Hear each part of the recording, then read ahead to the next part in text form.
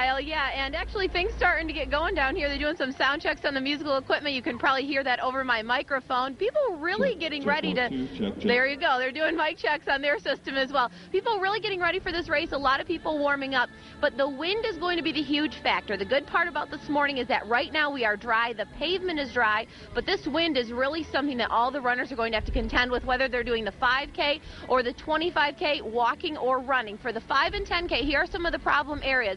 When they're heading north on Scribner for the 10K, this is going to be about mile 4 going into mile 5. They're going to be running almost directly into the wind, and that wind at times could gust to over 30 miles an hour. As far as the 25K goes, a lot longer runs. You need that stamina to keep up for a lot longer, although the runners have been training for the 25K, so this is no surprise to them.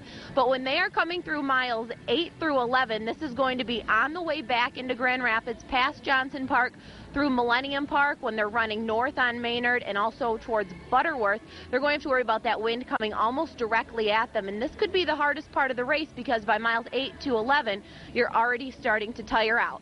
And in terms of the weather conditions, well, 7 a.m. we're looking at an air temp of about 39 or 40 degrees, and we're going to hold pretty close to steady all morning long, but the actual wind chills will be in the upper 20s to lower 30s. You can see those winds 15 to 30 miles an hour, gusts to around 40.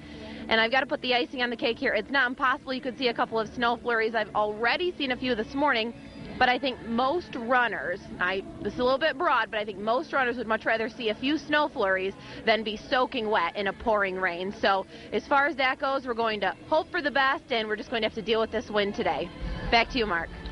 Thank you, Laura, and good luck to you in your race this morning. Runners and walkers trying their best not to let that weather get in the way. This is expected to be the largest ever riverbank run in the 33-year history. The 25K starts near Monroe and Lyon. Runners follow Monroe to Market and head down to the riverbank before heading back towards the finish line at Ottawa and Lyon.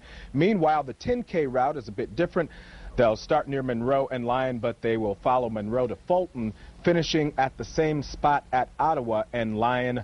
Runners are going through last-minute preparations right now. 24-hour News 8's sports team, Jason Terzis, he's there live at the race right now talking with race director Kristin Aidif with more on the preparations and what's going on out there this morning. Good morning, Jason.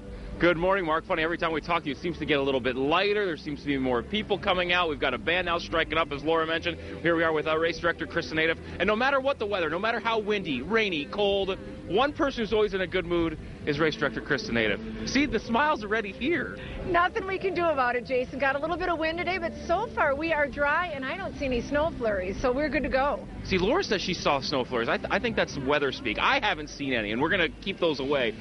So people are coming in. We're setting up the gates and getting ready. What's the mindset? Where are you guys right now from a race perspective as far as getting, because here we are in an hour, everything's going to be going. Everything's going to be going. You're not going to see quite as much staging this year for the Fifth Third Riverbank Run. We've had some wind issues overnight, so obviously we want to err on the side of caution. We're not going to have quite as many banners up, not as much flagging. Some of the clocks won't be in position high in the air. We've got some extra sandbagging going on, so it may not look as pretty as it usually does, but the race is going to go on. Is this just par for the course? Because last year we had the flooding along the banks of the river. We had to alter the course, kind of a last-minute thing. This time with the, I understand you had the medical tent. You had to move that because of the wind. You just kind of got to roll with it as Mother Nature dictates. We certainly do. May is an interesting time to plan events, and we've made a lot of adjustments. There's been people up all night. Got a killer group of volunteers out there making all the last-minute details happen. And, it's going to be a difficult run today for some folks. Hopefully people are layering. They've got to keep warm today. But we're going to be ready for them at the finish for the Michelob Ultra post-race party. And still a record 21,000 people taking part. It's crazy. Over 21,000 participants will participate today in the 25K, 10K, 5K run, and 5K walk events. Bring it on, Mother Nature. We're ready for you. Let's send it back to you guys in the studio.